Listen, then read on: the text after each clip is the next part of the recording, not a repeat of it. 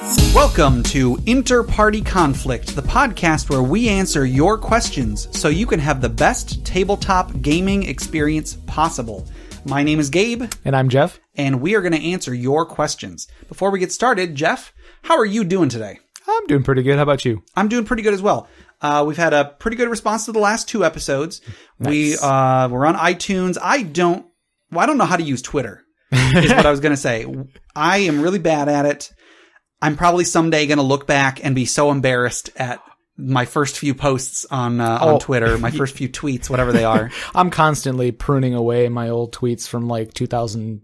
I don't even know, like 4? Yeah. When did Twitter come out? Who knows? I don't know. Who knows? The dinosaurs, I think. So yeah, we had a pretty good response. A lot of people have listened. Some people have subscribed. Some people have rated us and everything. It's pretty cool. All right. So Jeff, do you want to get started? Let's start off with a new segment that we're calling The Dragon's Hoard.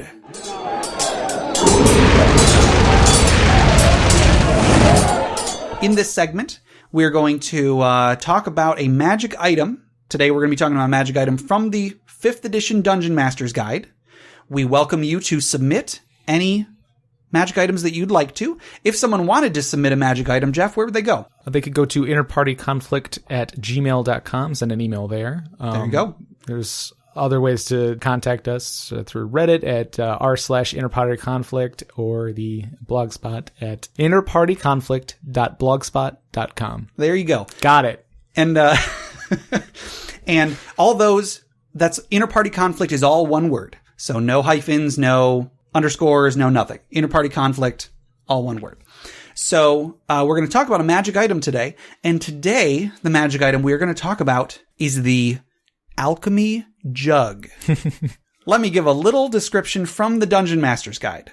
The Alchemy Jug is an uncommon, wondrous item. This ceramic jug appears to be able to hold a gallon of liquid and weighs 12 pounds whether full or empty. Sloshing sounds can be heard from within the jug when it is shaken, even if the jug is empty.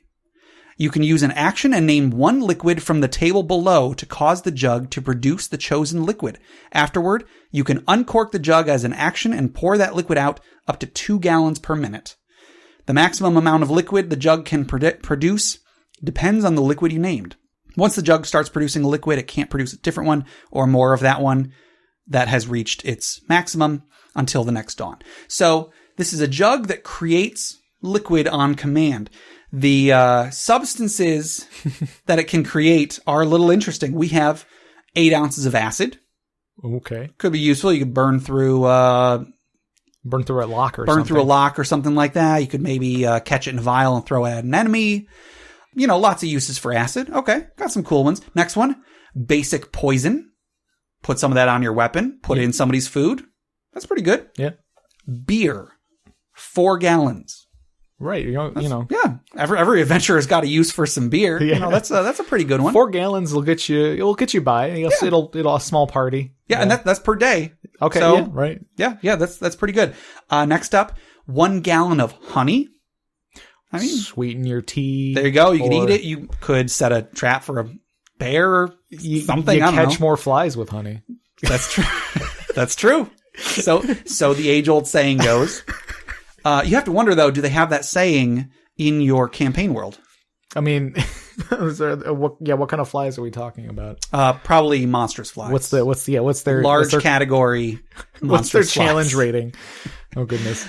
There's another one. I'm gonna skip this one for now. I have oil, 1 quart. Mm-hmm. Yeah, you can use some oil. You could light a torch. Like lantern oil or like olive oil for cooking? That's a good question. It just says oil. Okay. I would say that's up to DM's discretion. Okay. We've got vinegar, 2 gallons. Mm-hmm. Just probably a use for vinegar, pickle, something. Yeah, I guess so. Like preserve things. As far as the description goes, it doesn't seem to. It's not like it disappears after a certain period of time. Like you have that vinegar forever, so right. Yeah, that's pickle true. All sorts of stuff. It's vinegar with 2 gallons of vinegar. 8 gallons of fresh water. Right. Perfect. You awesome. know, you don't have to remember to fill your water skin. You can just fill it up with this. 12 gallons of salt water. Mm. That's Which I don't know what you... fewer uses if you have a pet fish that is saltwater fish. Well, wait, you're getting more... You can make more saltwater than freshwater, right? Yeah. And so if you're just trying to douse out a fire or something like That's that, a good... just a lot of water. It's a good use. I never would have thought of that. Yeah. And then the last one on the list is wine, 1 gallon. Nice. Kind of like beer, but only 1 gallon instead of 4 gallons. Well... I'm not a drinker myself, so I don't know if you can get 4 times as drunk with wine as you can with beer. Yeah, wine typically has a higher alcohol content as long as it's fortified wine, which is good. Again, that's probably DM's discretion. Right. But then there's one other on this list that I think is worth special mention, and that is 2 gallons of mayonnaise. I didn't realize it was 2 gallons. 2 gallons. What is anybody going to do with mayonnaise in a D&D setting, let alone 2 gallons? I will tell you what someone will do with 2 gallons of mayonnaise. I say this because in our 5th edition campaign that we started last year, the player that I mentioned last episode, Zave, who was the younger player, but he was also very, very crafty, always thinking up some sort of a plan.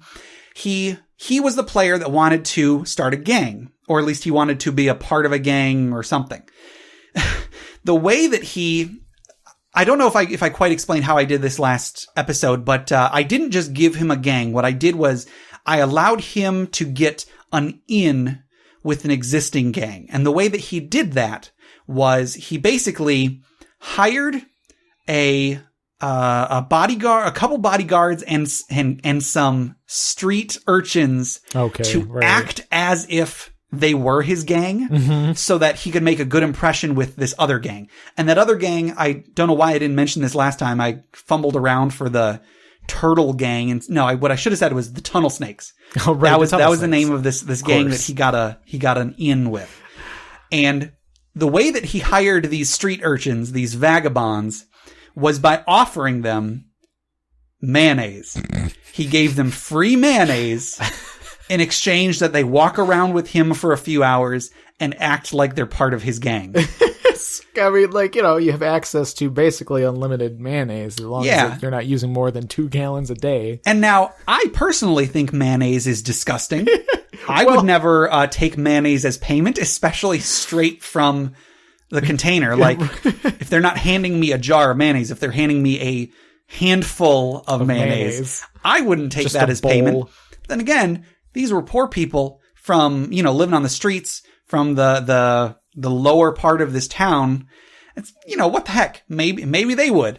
Maybe he spent all day looking for the 4 vagabonds that are willing to work for mayonnaise. Who knows? There's just like flyers on the streets and everything, like, we'll work for mayonnaise. Right.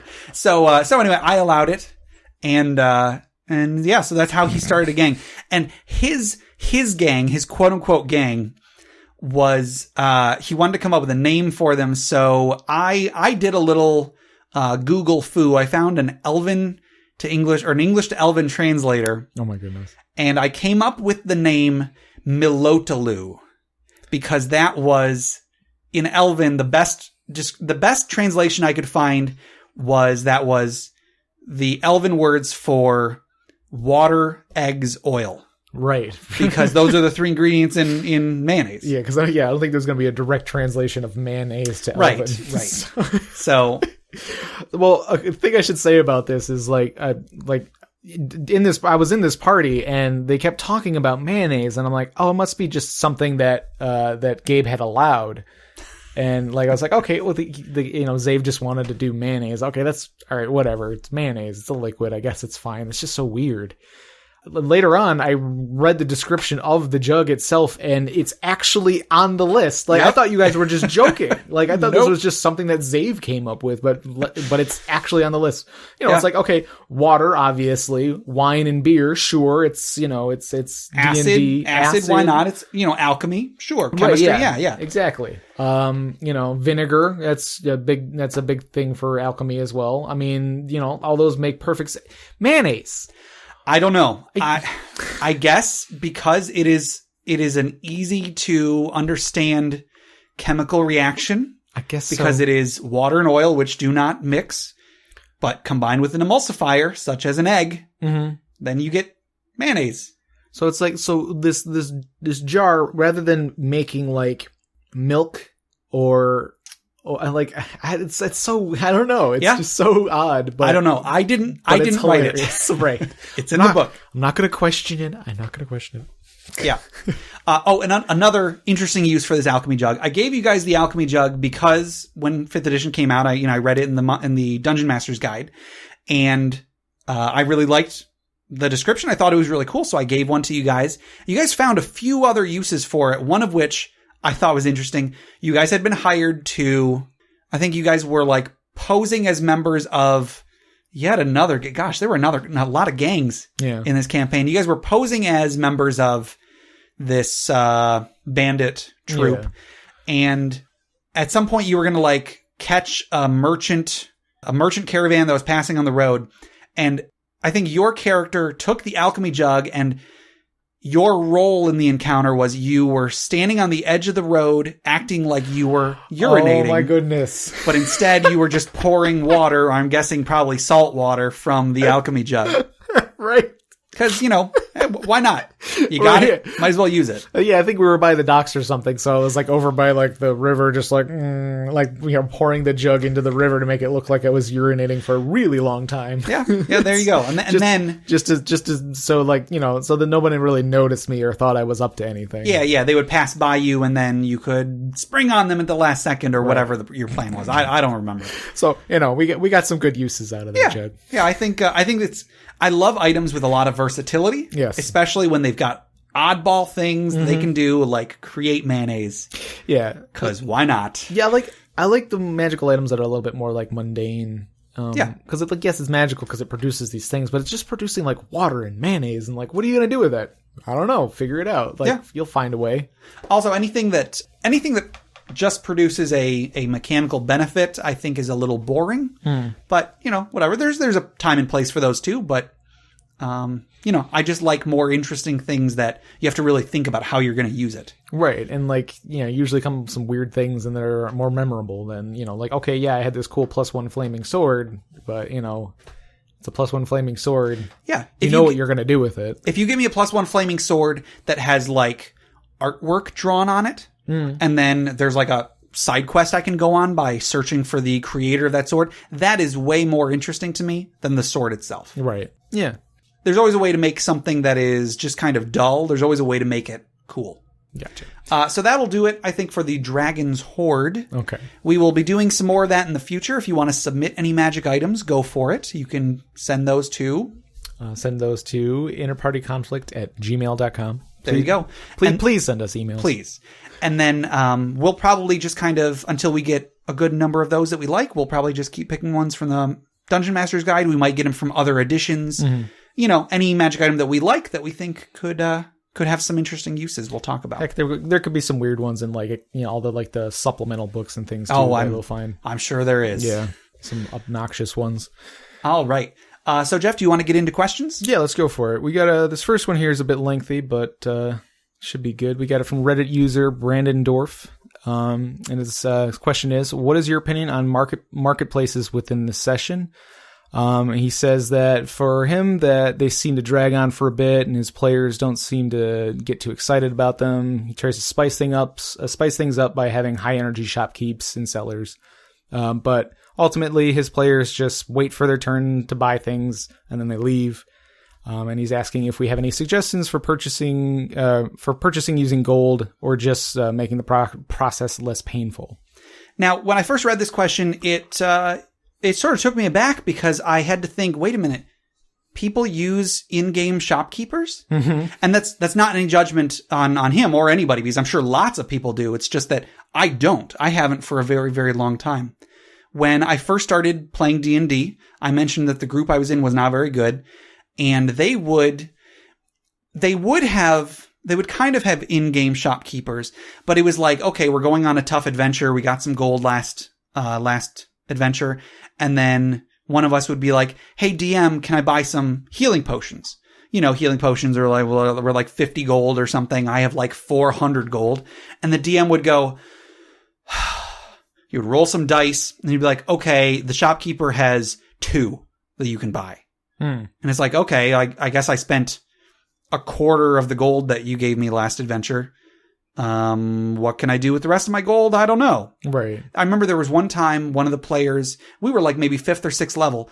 One of the players wanted to buy a Masterwork chain shirt because he was a barbarian and to that point had not been wearing armor. And the DM again was like, fine, you can buy it. And it's like, you give us money. Do you want us to be able to use this money or not? Now, I'm not saying that most people that use in-game shopkeepers are like him. I don't even think that that was a good example of an in-game shopkeeper. But from playing with them and their attitudes towards whether or not you could easily spend the money that you have, I followed that for a long time. When I started DMing, I would do the same thing. Jay, one of my first players, he would come up and be like, hey, can I buy potions? And I would roll some dice and I'd be like, yeah, you can buy 3. And then so I would get irritated that my players wanted to use the treasure that I had given them. And then I mentioned before, I played with this other group that was really, really good. And I noticed in their group, they would just be like, hey, DM, I bought 10 potions of cure light wounds. The DM would give a thumbs up. And then they'd be like, oh, okay. And then I bought this other thing. The DM would give them a thumbs up. And I'm like, that's so cool that like they don't have to anger their DM by wanting to buy items. And so I've followed suit with them. There have been a few times where I've had an NPC that was selling something, but for the most part, I feel like magic items are really a game balance issue and are not necessarily a role-playing issue. They can be, but first and foremost, they're in the game because most of them are in the game because the game expects players to have a certain degree of power. And so if I'm going to give players treasure, if I'm going to give players money, and then they want to buy something that the game expects them to have, as long as they're following the rules, I'm fine with them just doing that on their own time and not taking up time in game. Right. Now, of course, there is a lot of fun to be had from having that in-game shopkeeper experience. Maybe you could haggle, but then I think that brings up another balance issue. The game expects players of a certain level to have this amount of money. At least the different editions have done this differently, but most editions expect players of a certain level to have a certain amount of money. And when they have magic items, that money is supposed to convert directly into magic items. If you allow haggling, then the argument could be made that allows some players to have a higher level of power than they're expected to have. I'm not saying that's a good or bad thing. If that's what you want in your group, that's awesome. Go for it. But I personally just think that it kind of runs counter to how the game's rules are set up. So I could see that as a sort of a balancing thing to where, like, if a character is more lean towards like social things like diplomacy and intimidate and things like that, or like some sort of bartering thing. Like if they're better at bartering, they're probably not as good at combat. So if they're able to get better equipment, that might keep them at least a little bit more in level with the rest of the party. That's true. And yeah, I don't disagree with that at all. And I think if a player wants to put a lot of work into something like that, they should be rewarded for it. I just think that that's something that's campaign specific. So like if your group wants to do that, that's awesome.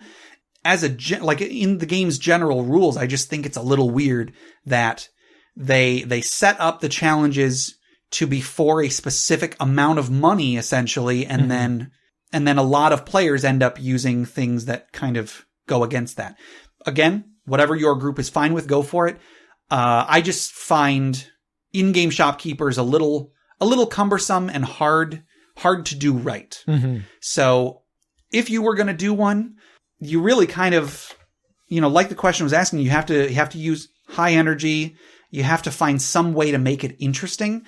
But at the same time, some players just aren't really going to go for that. You should probably at the beginning of a game, at the beginning of a campaign, decide, do the players want there to be in-game shopkeepers? If they want it, then do it. If they don't want it, then I say just let them spend money however they want.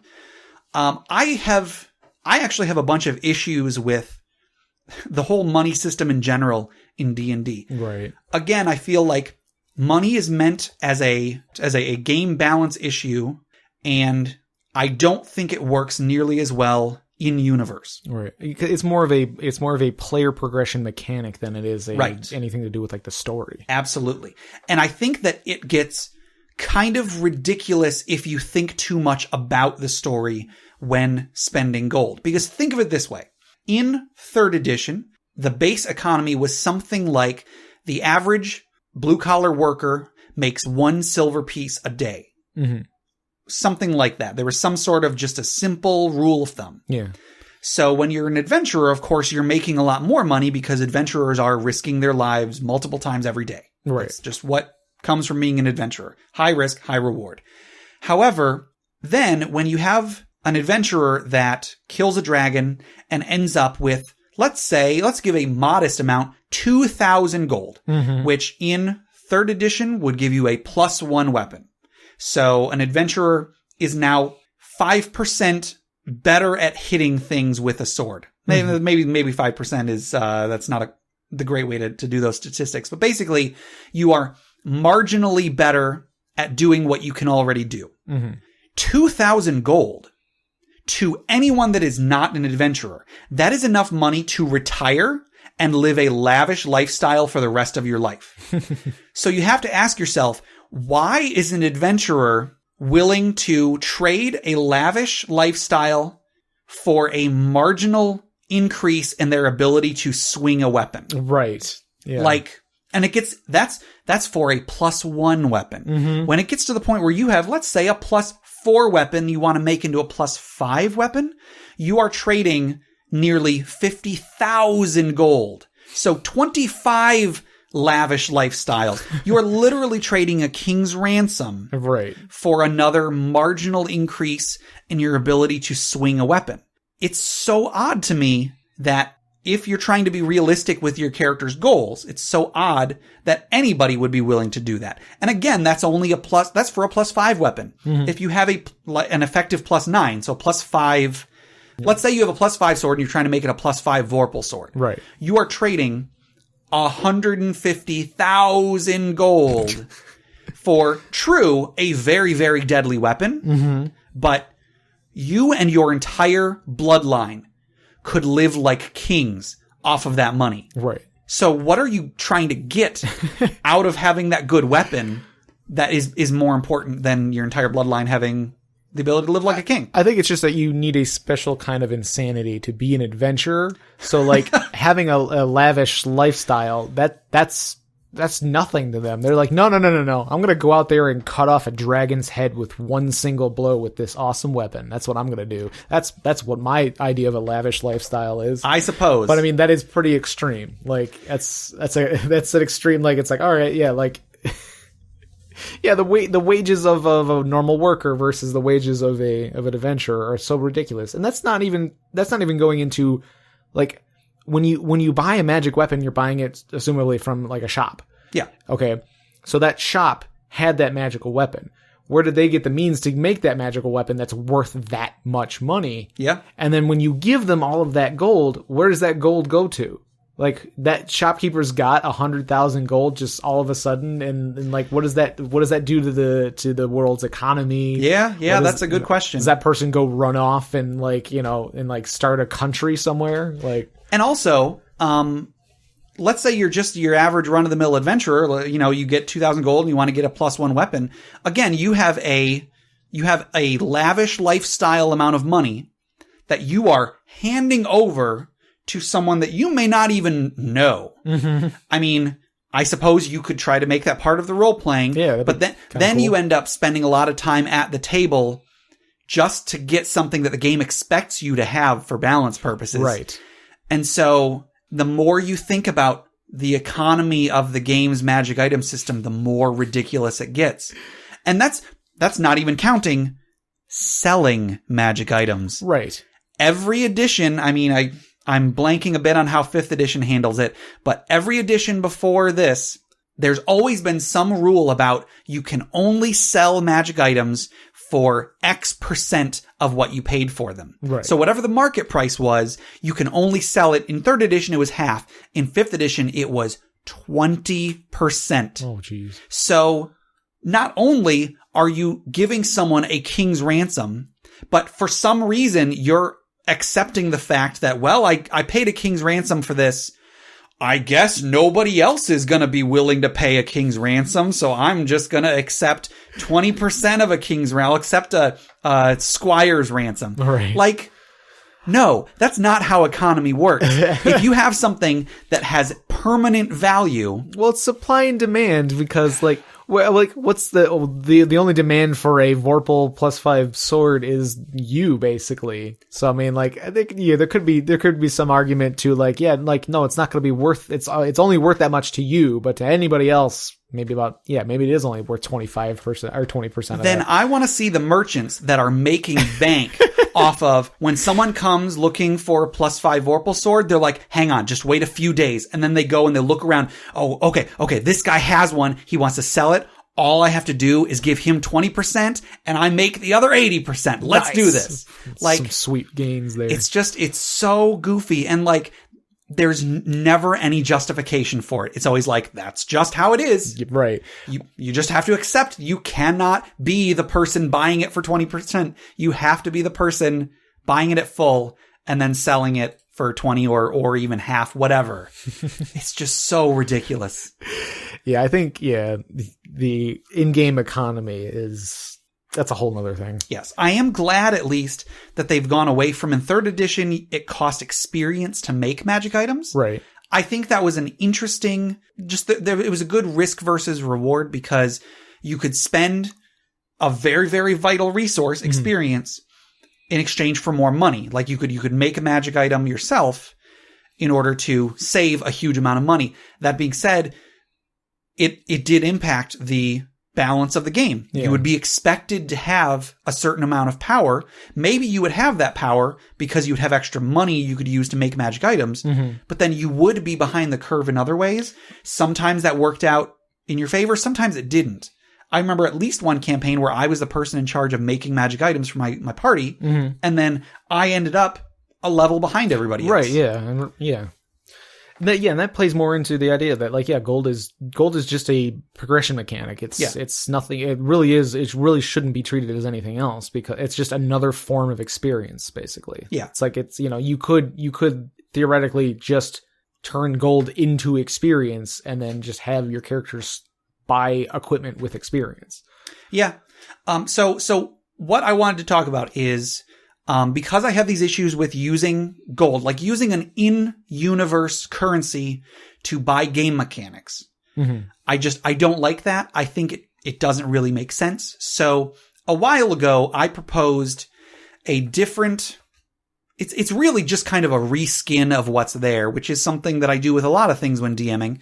But I proposed a different method of buying and selling magic items. I used this in our last campaign. Our last campaign was it was a 4th edition game in the Shackled City Adventure Path from Paizo Publishing. And in this, what I proposed was instead of using gold, your characters are not using in-universe currency to buy and sell magic items, especially because in 4th edition, magic items are so crucial to your party's makeup. If you don't have magic items, you cannot complete challenges that the game expects you to. In 4th edition especially. In other editions too, but 4th edition was all about, at this level, you have a +X magic item, +X magic weapon. At this level, you have a +X magic armor. You have a +X thing that increases your defenses. And so, in that edition especially, what I had you guys do was instead, you would still accrue currency, but I just called them like story points. So you have a certain number of these points, exactly the same as you would have had gold. Oh, and sorry, that's one more thing. In 4th edition, the gold amounts skyrocket. You will be paying like millions of gold more for a +4 item than a +3 item. Right, yeah. And it just made no sense. Yeah. It was all part of how that game was balanced. I can understand having to do things a little differently, but like, it is so goofy. You would have like a +3 item would be like, 25,000 gold. +4 item, 1.1 million gold. And it's like, no, that does not make sense. Right. And so anyway, I said that you guys were getting story points. Whenever you had enough story points, you could just on your own time trade them for a magic item from the book. And I think we didn't even call them magic items because 4th edition magic items don't feel like magic. It's like, oh, my push now goes 2 squares instead of 1 square. Or like when I use a healing surge, I can also get a +1 on my defenses or something. Yeah, they're just like little enhancements to your character rather than like an item that is unique and does something unique. You know? Right. And also, I really liked how you guys could game the system as much as you wanted. You could be like, ooh, I want this item that'll give me a plus whatever to this, and then this other one will piggyback off of that.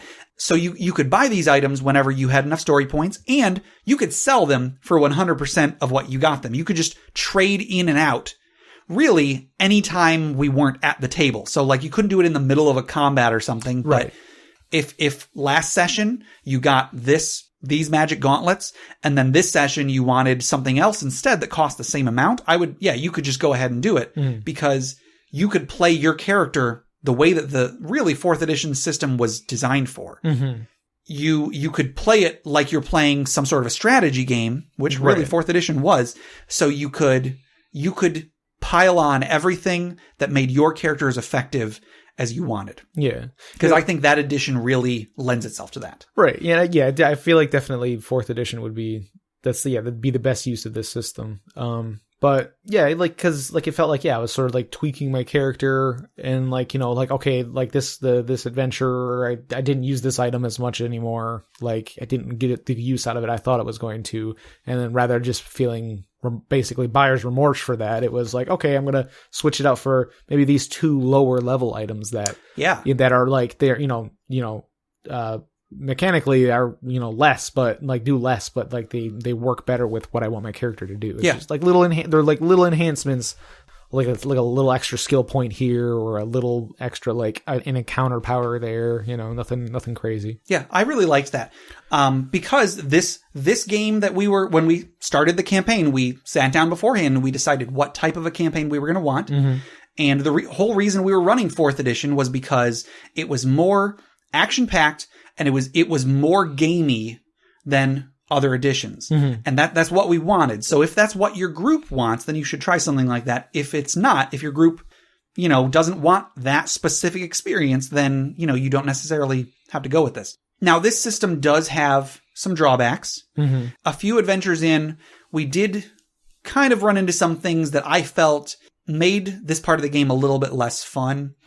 It was a little bit hard at first because I was trying to decide if the players aren't getting in-game currency, they're getting this mechanical currency that they can use to buy and sell, enhancements to their character, then how do we handle in-game currency? Right. Like at first I was also giving out in-game currency. We were running a pre-written adventure. So I would like cross out this treasure and put in generally a much smaller amount because, it would kind of go against this whole system if I was also giving out 1,000 gold or whatever. Right.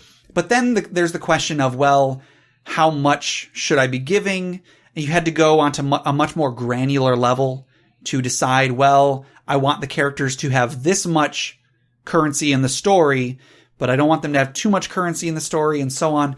And so that was a little difficult. Eventually, I asked the players, should I just say that you guys have as much in-game currency as fits your character? And that is what we decided on.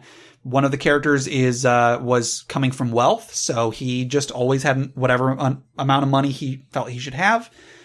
Jeff's character was notably poor. Dirt poor.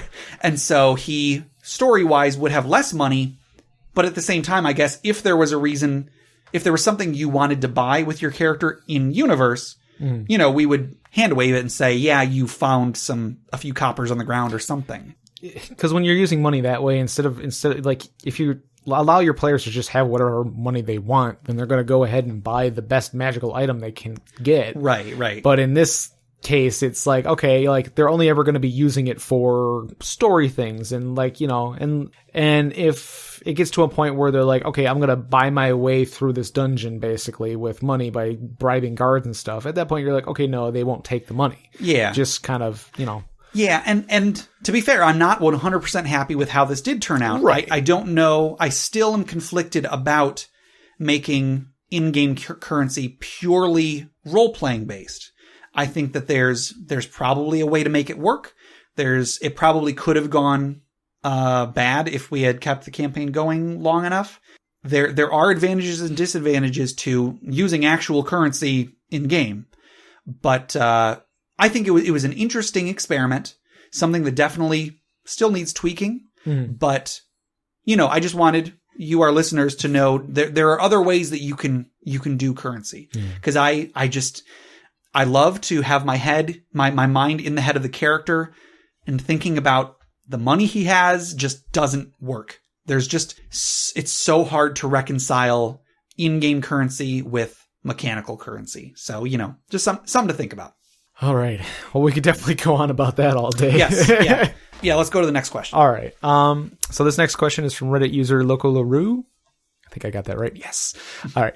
What are your qualifications for a usable adventure module? A lot of adventures out there are bad. I don't mean that as any kind of I'm not trying to pass judgment. I guess I am passing judgment, but most of everything is bad. Someday you'll realize that most of everything is bad. There's good out there and there's bad out there. Most of it's bad. You got to kind of look through to find the good. Let's say that's a worldview. Yeah. So I will say some of the things that I personally look for when using an adventure module. First, I want to put a little disclaimer. Most of the talk that I'm going to say in this whole podcast, I think, is about 3.5. Most of my gaming experience is 3.5. I started playing near the end of 3rd edition, right before 3.5 came out.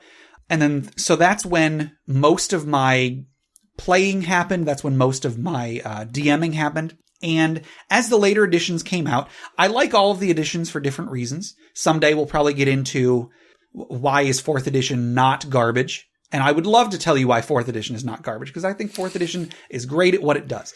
But each of the different editions has done things a little differently. The current edition, 5th edition, I personally don't have a ton of experience with. I have the core books.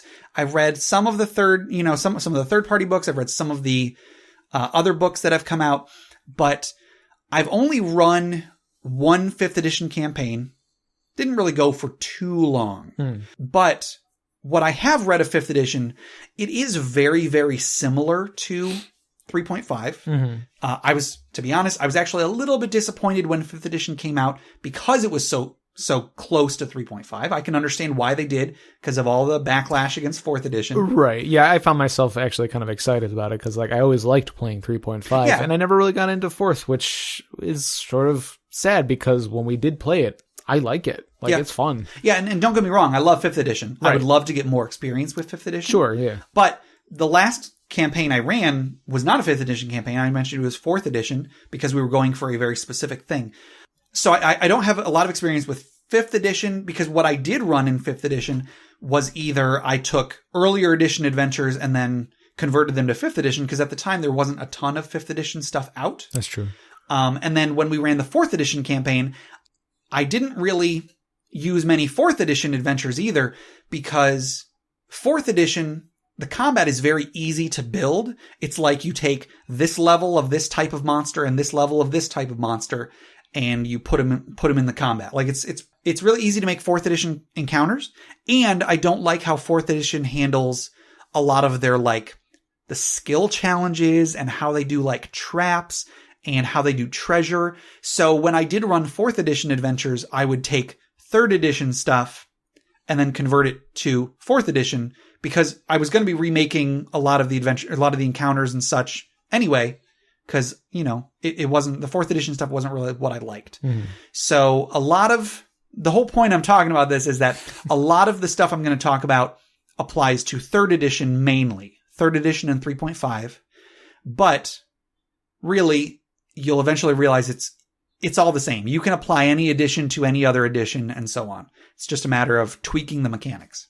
So when I look for a good adventure, I'll look through an adventure and I want some kind of a cool hook. Now, of course, I don't mean an adventure hook, although there have been times where I've run an adventure purely because I thought one of the hooks presented in the adventure was really cool. So I look for something in the adventure that's really cool. This could be a cool picture. I mentioned before that I ran the Age of Worms adventure path from Dungeon Magazine, and I started running that because of two things.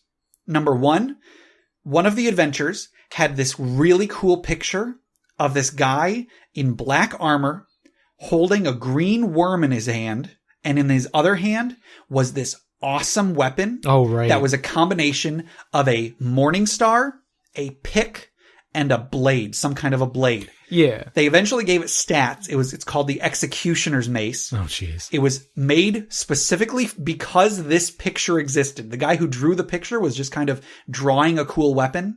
And then later on, they were like, that was really cool. Let's make stats for that. Right, yeah. And that picture combined with the previous adventure that had come out, because I had a subscription to Dungeon at the time.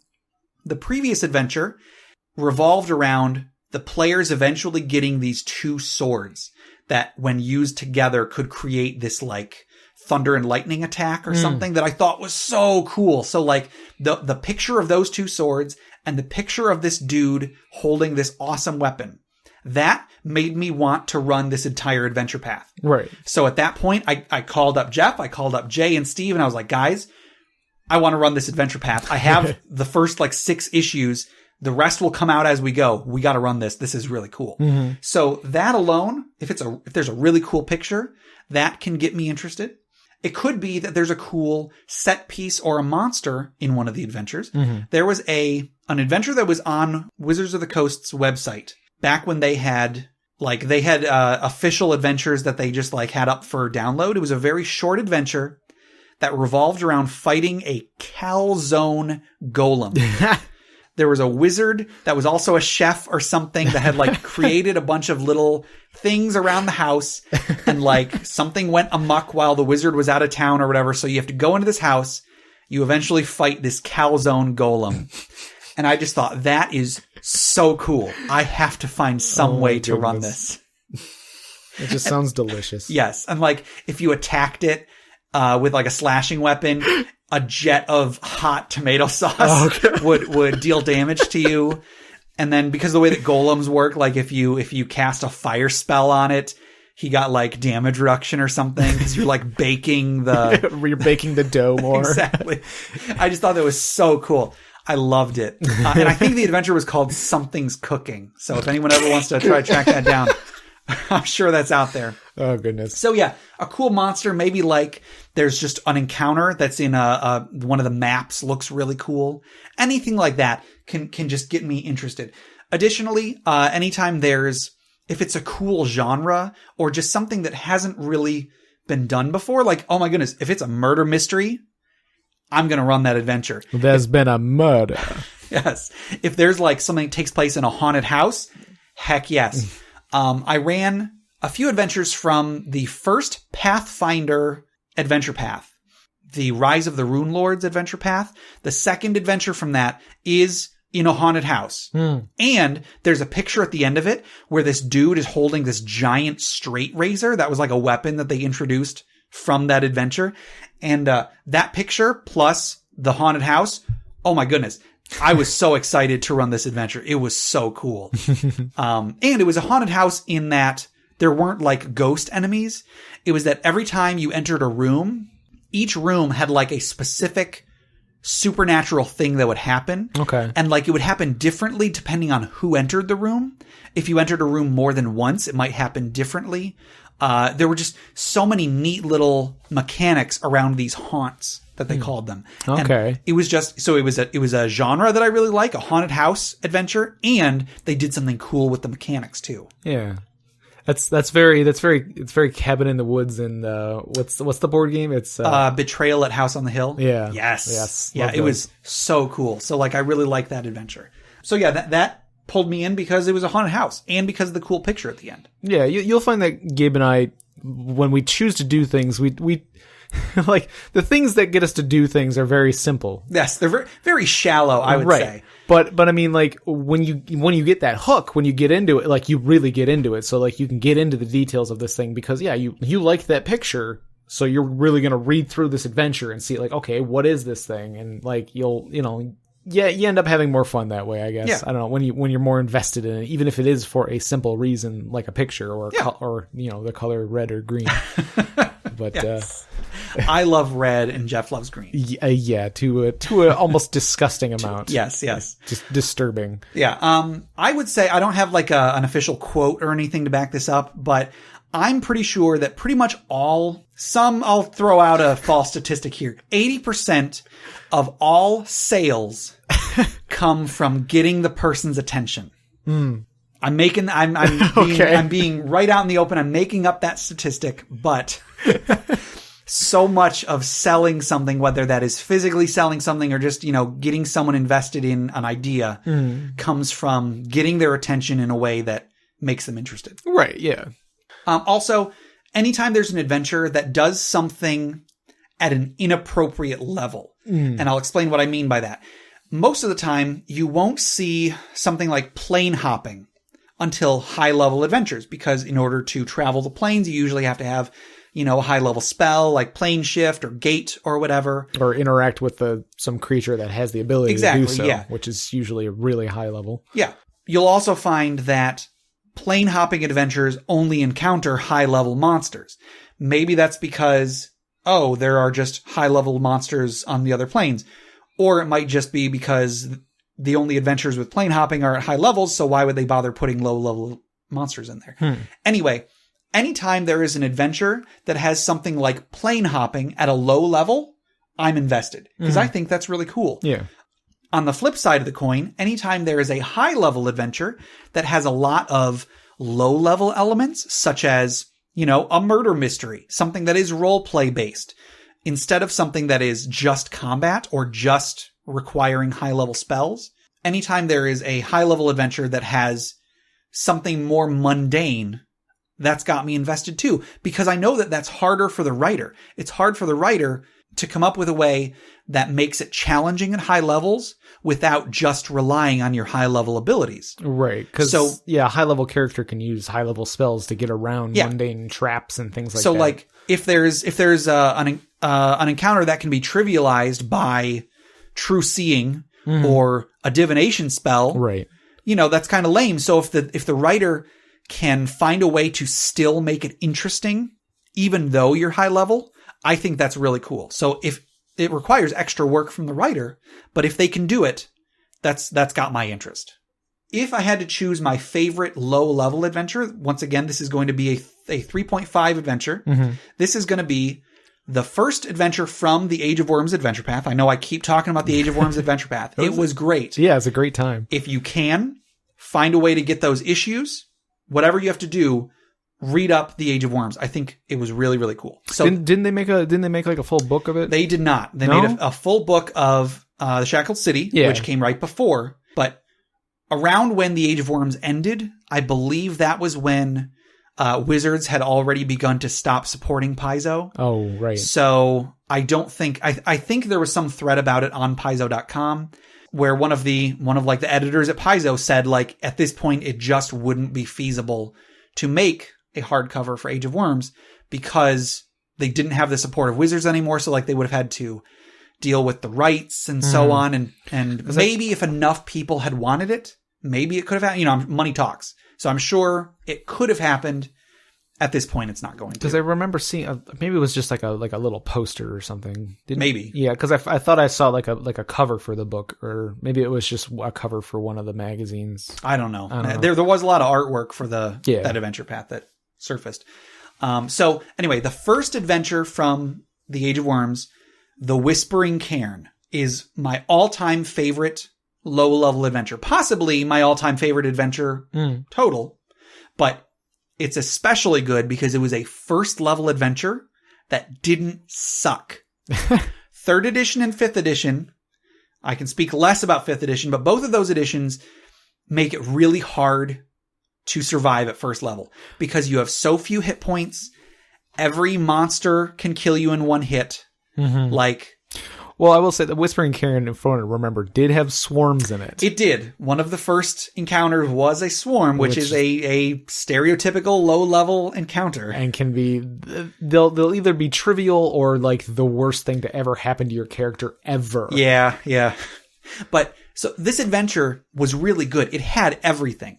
It has a cool setting. It takes place in the mining town of Diamond Lake, where it's all about, there's all sorts of crazy characters that you can interact with. There's corruption in the political system. I forgot about Diamond Lake. Yeah, it was a good town. Steve's character, one of Steve's character's goals was to eventually purify the lake. This lake that we're going on a crazy tangent, but the lake that this town was built around had been so polluted by the mines in town that there were no fish living in it. And one of the players in our group, arguably the most powerful player in the character in the group, right, made it his character's goal to eventually be able to purify the lake so that fish could live there again. That's so cool. Anyway, so there's all sorts of NPCs that you can interact with. They do a really good job of like introducing you to the town and the characters. There's a rival group of adventurers that you're racing against time. Mm-hmm. There is a really, really cool dungeon with puzzles, with traps, with secret doors. There's a magical fountain of gravy in the dungeon. Was that just part of the... That was part of the adventure that Steve ran with. There's so many ridiculous things that I just assume were something that we came up with, but no, it was just written in. I'm like, okay, yeah, wow. It was part of the adventure. So just kind of ran with it. There were like a few little neat magic items you could find. There was a cool twist in the story. There was a point where you encounter a ghost that will only let you pass if you find his bones and bury them with his family. Then when you go to bury them with his family, you find out they've been dug up by the town necromancer. So then you have to go to the necromancer's tower and you have to fight him. And then when you encounter him, you find a worm in a jar, which is the hook for the entire rest of the campaign. Right. It's for something that seemed like a little sidetrack to the adventure. Like, oh, we need to get past this ghost, but we can't do that until we fight this necromancer. All right, let's go deal with this necromancer real quick. I remember when it got to the point where you guys had to find the bones and then bury them. I remember Jay was like, okay, yeah, we'll go bury these bones, then we'll be right back. Okay, what happens after we bury the bones? And I'm like, no. It's not that easy. This happens and so on. So it's such a good adventure. For 3.5, it was very balanced. They didn't bring too much difficulty right off the bat. They eased you in with the encounters. They eased you in with the traps. There was so much story to be found in this adventure. So cool. I loved it. Definitely my favorite adventure. And here's the great thing. So I mentioned that you find that worm that's the hook for the rest of the campaign. You can put this adventure into any campaign. Just replace that worm with whatever MacGuffin or a piece of whatever MacGuffin you're looking for. And I mean, I've got so much good things to say about the whole adventure path, but I'll just talk about that one adventure, the Whispering Cairn. So good. Probably my favorite adventure of all time. Most definitely my favorite low-level adventure of all time. So good. Okay, the next question comes from Reddit user Loca LaRue, which I believe was the last question. Yeah. Oh, yeah. How about that? When do you introduce dragons? Okay. Now, a lot of people will, with reason, say that you should only bring in dragons when it's going to make a big impact. Mm-hmm. I agree with this to an extent. That's not the only attitude that you could have. Dragons really are just another monster. You could just introduce dragons whenever. However, they are part of the title of the game. Yeah. You're probably going to introduce a dungeon in your first adventure. So you've got that covered. Right. So then the question is, when do you introduce a dragon? Because, yeah, dragons are really cool. Mm-hmm. Most editions do them really, really well. They tend to be very, very difficult for their level. They usually have a lot of options.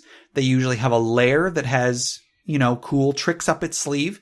So it can be an important thing to decide, when do you want to introduce a dragon? I would probably say whenever you think you can make them the most memorable. Mm-hmm. If that means making the player's first encounter a dragon that beats the crap out of them and runs away, or beats the crap out of them and then gets killed, whatever you have to do to make the encounter memorable, that's the important thing. If you can't think of a good way to introduce a dragon, don't do it. Find some other monster. Heck, take the stats of a dragon, but give it the flavor of something else, because you want your players to have that magic of their first dragon encounter. I've already talked about my first dragon encounter. We were in a swamp. It put a giant sphere of darkness around it. It almost killed the entire party, but ran away. We almost killed it. Yeah. But it got away. I will always remember that encounter. Maybe it could have been some other, they could have just had some other monster in its place. Maybe. Mm-hmm. But at the same time, that was really, really cool that it was a dragon. I've used dragons in lackluster ways. After you've got your campaign settled in and everything, you don't have to use a dragon in a really cool way. But if you can, do it. Because, like I said, it's half the title of the game. Well, it's just under half the title of the game. There's that "and" in there somewhere. That doesn't count. But actually, in the official logo for the game, the ampersand is a dragon. So there you go. It's actually more than half of the game. So you gotta make sure. It's 2/3 of the title. Right. So, oh my God. If you can, try to make dragon encounters memorable. I've seen a lot of people complain that 4th edition dragons weren't the greatest. They were pretty good, but I think the specific complaint I've seen is that their breath weapon isn't amazing in 4th edition. A dragon's breath weapon, there's no way it's going to kill you in one hit.